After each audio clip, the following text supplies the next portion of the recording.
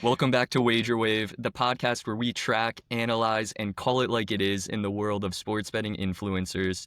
Today's guest is someone you either ride with or hate on in our comments. We're joined by Dormroom Degenerates, one of the most talked about and polarizing figures in the betting content space. We can't post a video without you guys mentioning him, whether it's defending his picks, calling him a fraud, or just stirring the pot. So today, we're asking the questions that you guys have been asking in the comments, and we're giving Dorm the mic to explain his betting philosophy, talk numbers, and respond to all the haters. So without further ado, let's get into it. Welcome to the podcast, Dorm. What's up, guys? Thanks for having me. I appreciate it.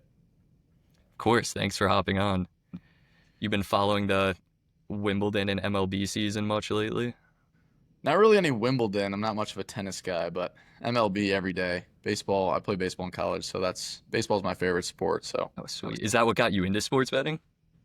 no, not really. Honestly, it was during COVID. My buddy and I were just bored, so we started betting on KBO because there was nothing else to do. And we were tailing a guy on TikTok, and he was super hot. We were making a bunch of money, and then he just went super cold, and we lost it all. And I was like, dude, if this guy can post pics on the internet, I'm a million times smarter than him. So it actually started when I had a school project, and one of my buddies and I, he's much smarter than I am. We created a computer algorithm. Like we had to use R to create a regression for something. So we decided to use it to try and dictate the outcome of sports football games, mainly just touchdown scores at first, and it was atrocious. And then we continued to just tweak it and build on it and work it and got some outside help. And then, that's how all the picks are still made today is just from, a computer model that we started 6 years ago. That's a pretty cool way to get into it. So you would probably consider yourself a better that then became a content creator then. Oh yeah, 100%. I mean, I used to just bet, and even when I first started, like I gave everything out for free before even like selling the picks. I was just giving out everything out for free. I was one of the first people on TikTok that was actually posting like sports picks. I mean, now you see it everywhere. Like it's so saturated, and that's why I think that I'm probably talked about on your channel so much because I mean people have been watching me for 5, 6, 7 years now. Whereas these newer guys, sure they might have some following, but you know I've been around for a long time doing this, and yeah, it's been a wild ride. When do you think the space blew up so much on TikTok?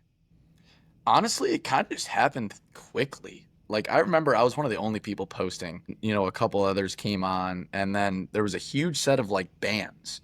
So like everyone's account was getting banned if you were talking anything about sports betting. And then as soon as that went away, all of a sudden everyone just flooded to TikTok and was, you know, talking about sports betting, selling their picks, blah, yada yada yada. I mean, obviously at first it was huge on X, and it still is. And then it came to TikTok and Instagram. So I just think it's just a natural progression of things. Like people, it got saturated on X, so they moved to another platform, just like how it's getting saturated on TikTok and Instagram. So people are moving to Threads and YouTube, and everyone's gonna find a different way to get their content out. So have you been banned before in those mass bans on these platforms? Many times. I'm on like account number 6. I just got banned like a couple of weeks ago too. I actually got banned for calling someone a silly goose. Like they were like fading, and then the play hit, and I just commented back silly goose, and my comment got taken down and my account got banned. I was like, you got to be kidding me. So TikTok's gotten soft, that's for sure. I used to be able to say whatever I wanted, not so much anymore.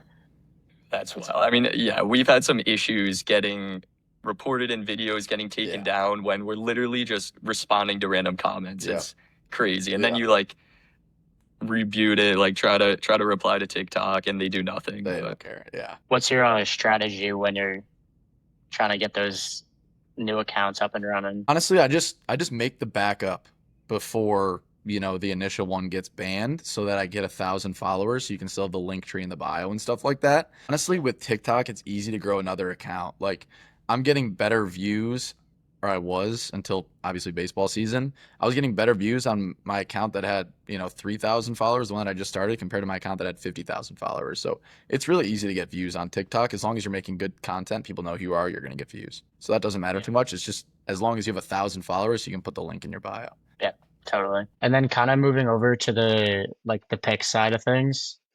Can you just like walk us through your general process when you're making picks? Are you using like mostly models, trends, feel, or kind of like a mix of everything? Yeah, so I talked about this. I touched on it a little bit a couple minutes ago, but yeah, so I have a computer model for each sport, and that's like I would say 95% of the handicapping.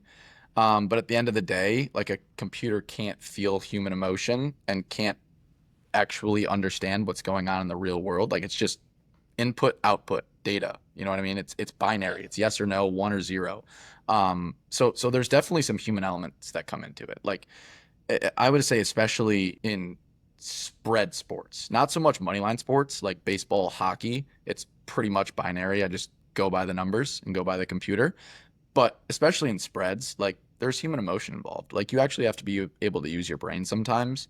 And like I always start my videos with the well, I used to with the cliche like don't fall for the sports betting trap. Like it's true. Like there are lines that just like don't make sense, right? And the computer is in sync with where Vegas is in the line, and it's just like that just doesn't make sense, right? So 95 to 97% is just straight math and computers. I had an appearance on the Dr. Phil show a couple of years ago, and I said the same thing. I was like, I am not smart enough to beat the supercomputers that the sports books have. Like no one in the world is. If anyone tells you that they're smart enough to actually beat these line makers, they're just lying to you, right? You have to have a computer in order to find the smallest edge. Anything plus EV. Like I firmly believe that. How is the Dr. Phil appearance? It was cool, honestly. I was a little nervous going into it, but he was pretty cool. Okay. It was a newer type of show, so it wasn't like him grilling you. It was more like 60 minutes interview style. So it was just talking about like the different sides of gambling. So they had a few like gambling addicts that were on, and then they had me, and then like a kid in college. So it was cool to talk to him, get a bunch of different sides of gambling and stuff like that. Yeah, totally. And then going back to the model side of things, I know you said that your buddy before in college kind of helped you develop the first one.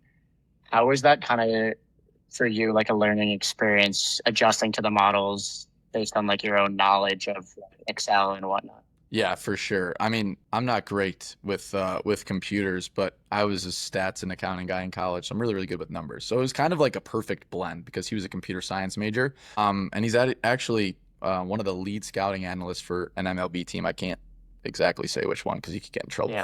for doing what he did. But so he's incredibly smart, and he's still, I mean, he's doing pretty much what I do, but just for actual MLB teams. So Yeah. he's using the exact same models that we created in college now in his day job, which is really, really cool. We're both still using them. Um, but yeah, I mean, it's a perfect blend of so many different things. And the biggest thing is like everyone thinks that I just wake up every day and the picks just come to me and I just post them and like throwing darts at a board. Like no, it's sitting at a computer and making tweaks and changing things because I hear people say all the time like, oh, I use systems. Like you don't think that the sports books know what these systems are and they're making changes to their lines and how they come up with their lines to get rid of any biases? They absolutely are. So we have to be doing the same thing in our models to make sure that we're keeping up with the times because at the end of the day, if you don't adapt, you die, right? The sports books are always changing how they come up with their lines. They're always making them sharper. We have to keep up with the times. Totally. And then in conjunction with those models too, do those also kind of help you like manage risk and help with unit sizing, or is that something that you do kind of yourself? Yeah, again, it's similar to what I said before. It's like 95%. Like if we have X amount of edge to X amount of edge, it's a 1 unit play. X amount of edge to 2 unit play. But again, the numbers aren't always right. So there is some human elements involved, but mostly, yeah, it's just whatever the computer says is what it was. Totally. Yeah. Do you think it's gotten harder to be sharp since you've started in the industry? Yeah, that's a really good question. I've thought about it a lot. I don't think so because now there's so many people that are posting their picks online that the sharps are kind of getting outweighed by the squares, which to me, from what I've noticed, is kind of making the lines more dull, especially in like small market college basketball and college football, which is where I really excel, like Fresno State. Like people are betting on big games now we're getting more action on smaller games because more people are betting on them. Whereas we always had good numbers to look at for big games. We always had good numbers to look at for Ohio State, Michigan, right? But we never had good numbers to look at in the MAC. But now with so many people betting them, it's easy to see where the public is, and sort of, again, where the human element comes in. Like, everyone, 95% of people are losing sports bettors. If everyone is on one side of a game, it's like, let's think twice about that one. Interesting. So you think you've been pretty consistent with your profit through your career as a bettor? Yeah, I mean, I'm better than when I first started, for sure. I mean, when I first started, before the model actually became elite, I was pretty much a break-even sports bettor.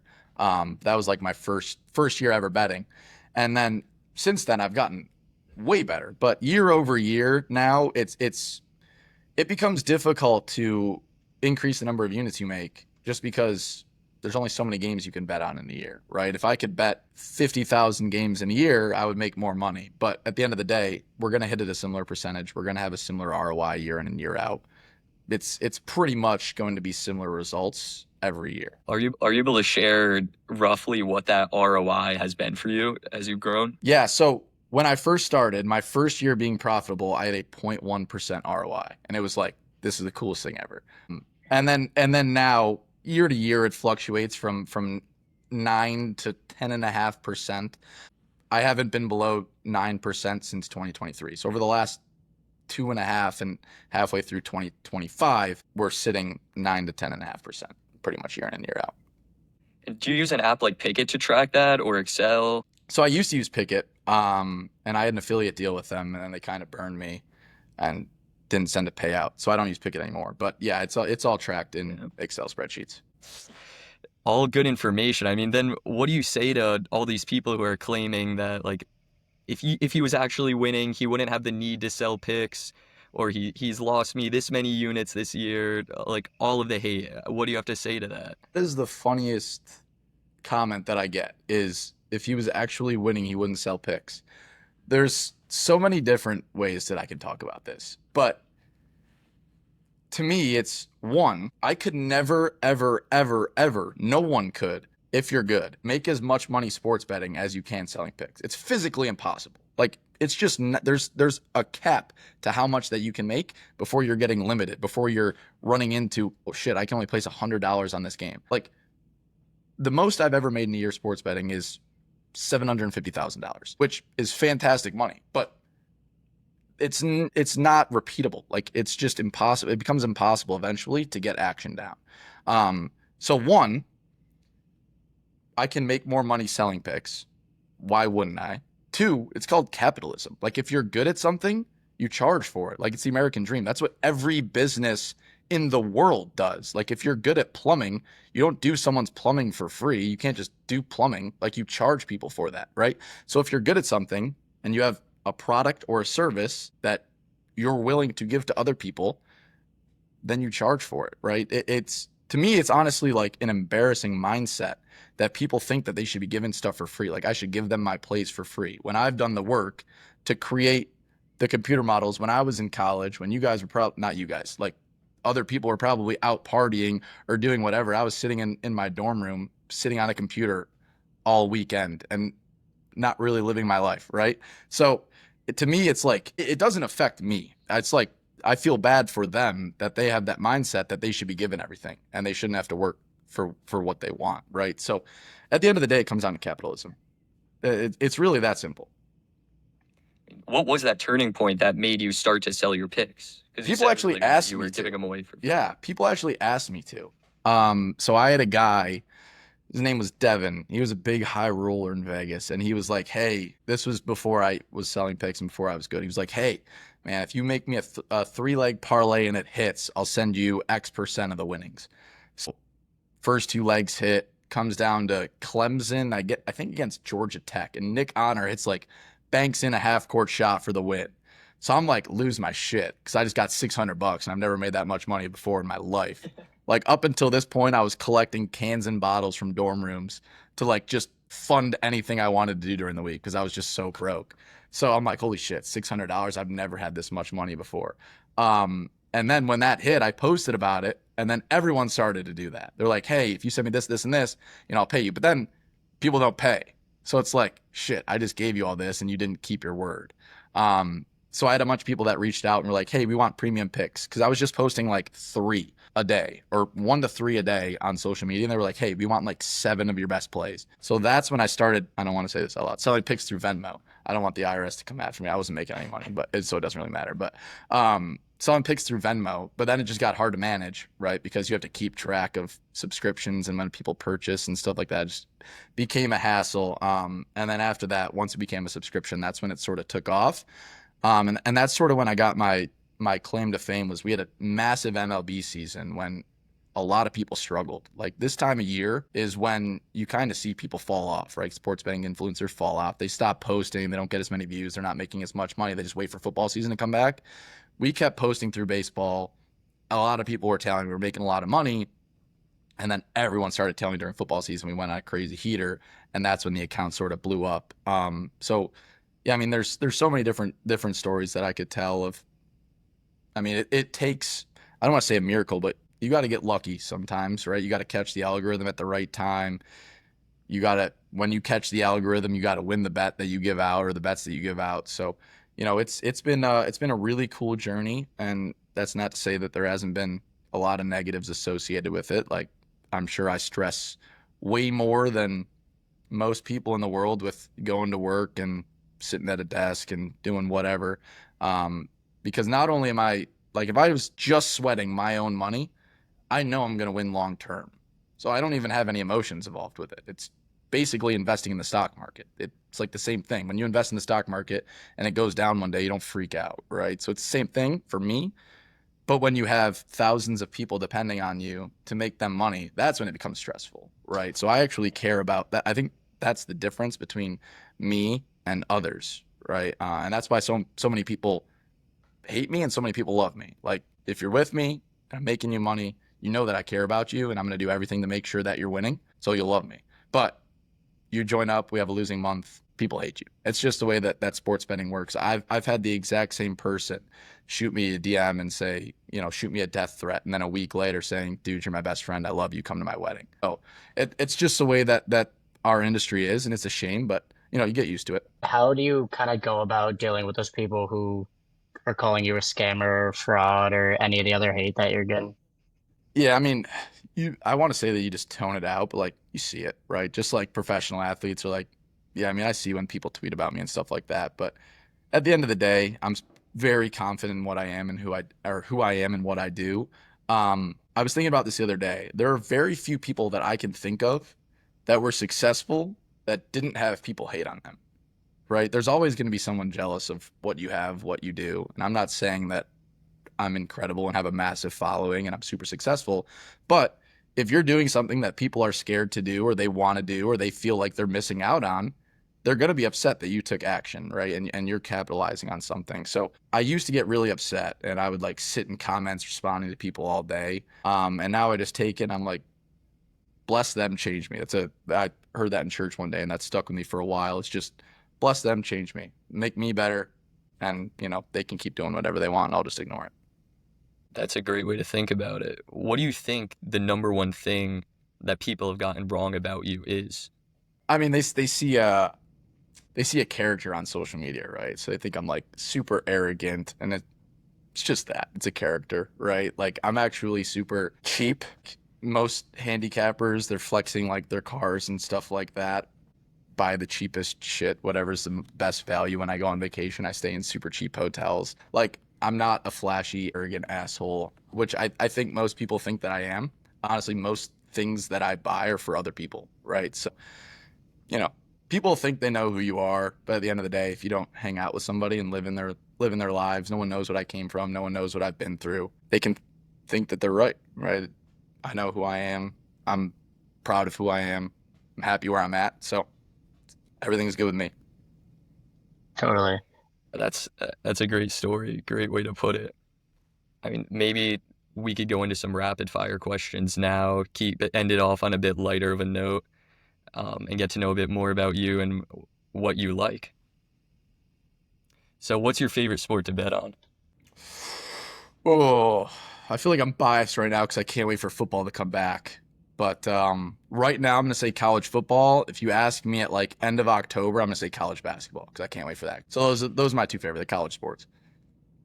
Um, your most or your least favorite type of bet to take? Parlays. I've taken like three in my life, lost them all in the first leg. That I can't stand them. And they're just massive What negative about, EV plays. I hate seeing people take. It just pains me to see people taking them.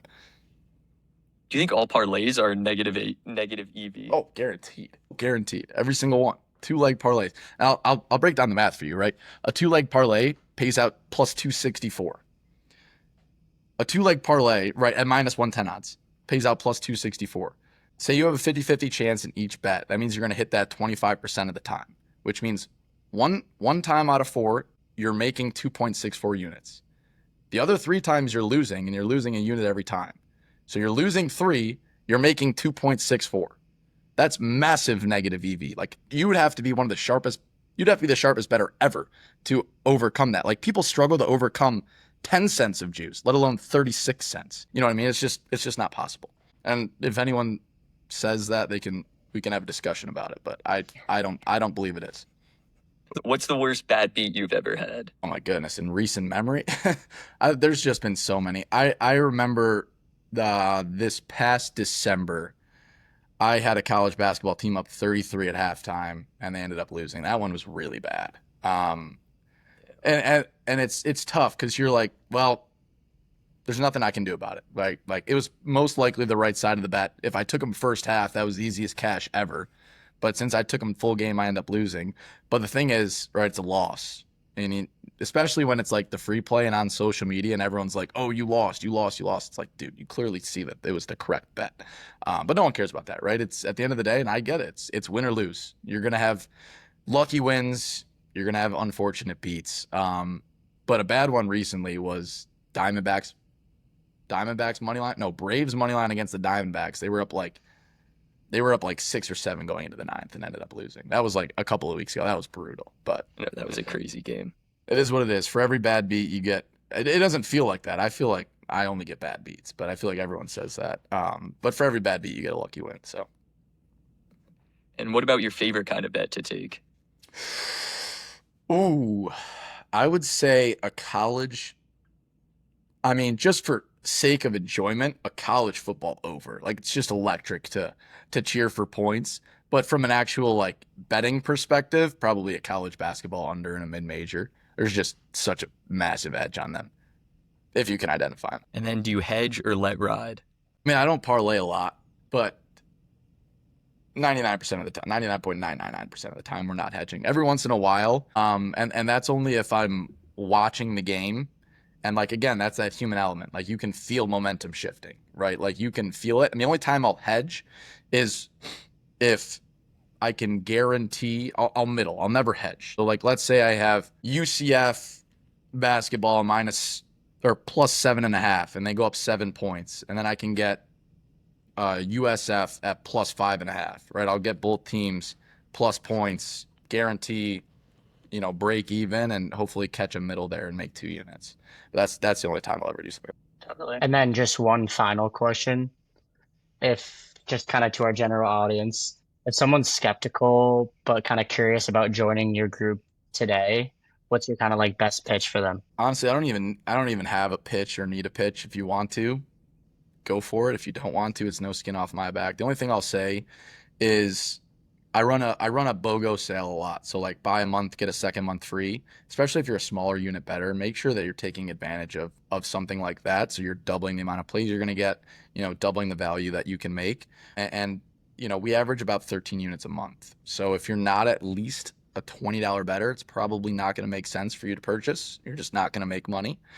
So that's what I would say is, at least be a $20 bettor, especially if you're taking advantage of that, the BOGO monthly sale, then you're totally fine. But know what you're signing up for. Like a lot of these people are like, just buy my stuff, buy my stuff, buy my stuff. I preach a lot, like make sure you have a high enough unit size to make it worth it, or else it's not gonna be worth it. So, and I have a high price point, especially for social media, like $250 a month is typically high for most people. And it's because like, I don't want clientele like that. Like I used to be super cheap, and I got a bunch of kids in high school charging back because they use their parents' credit cards and sending me a bunch of crazy messages. And now that I'm expensive, it's more of the clientele that I want, like people that understand the longevity and the long-term gain that we're looking for in sports betting. So ever since I increased that price, it's been like just dealing with customers and consumers has been a million times better. Awesome. Well, thank you very much for hopping on the pod. Really appreciate you answering all the questions.